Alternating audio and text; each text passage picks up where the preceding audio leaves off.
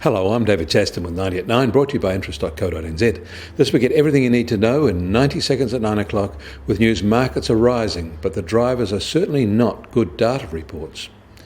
But first, a reminder that it is President's Day public holiday in the US and markets there are closed. In Japan, machine orders inched lower in December as companies worldwide take a more cautious stance to investment. Still, the result was not as bad as feared, and this data helped the Tokyo Stock Exchange rise strongly yesterday.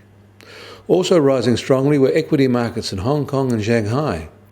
Rumours of a delay in the US tariff imposition on China bolstered sentiment. However, in Singapore, they reported a sharp fall in exports.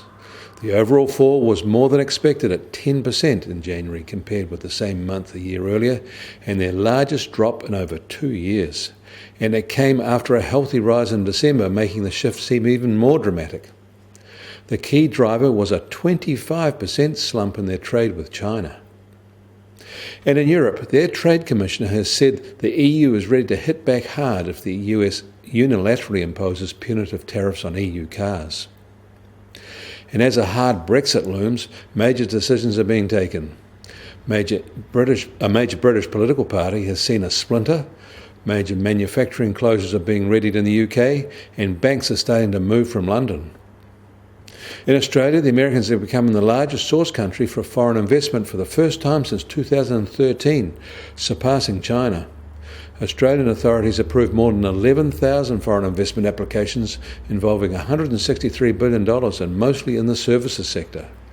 But among them, residential property investment fell by more than half to only $12.5 billion in the 2017-18 year. The US Treasury 10-year yield was holding at 2.66% and their 2-10 curve is still at 15 basis points. Gold was up another $4 at $1,325 an ounce.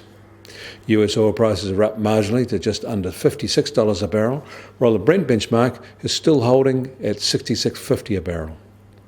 The Kiwi dollar has pulled back slightly to 68.4 US cents. On the cross rates, we're also holding at 96 cents Australian and just a little lower at 60.5 euro cents.